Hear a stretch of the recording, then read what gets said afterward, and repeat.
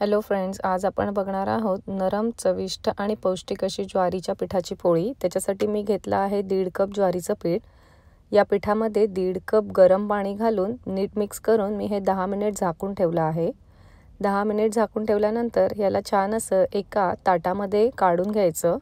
पीठ थोडं थंड झाल्यानंतर त्याला छान मळून घ्यायचं।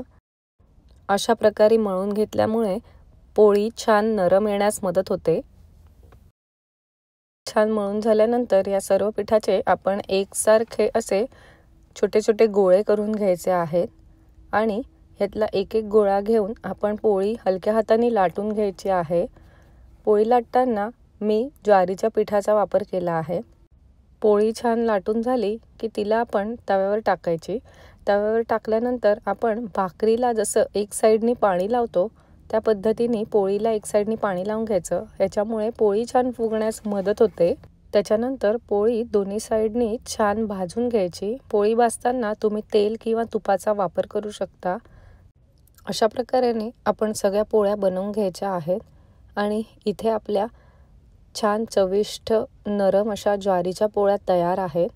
ग्लुटेन फ्री असल्यामुळे हा सगळ्यांसाठीच आरोग्यदायी पर्याय आहे।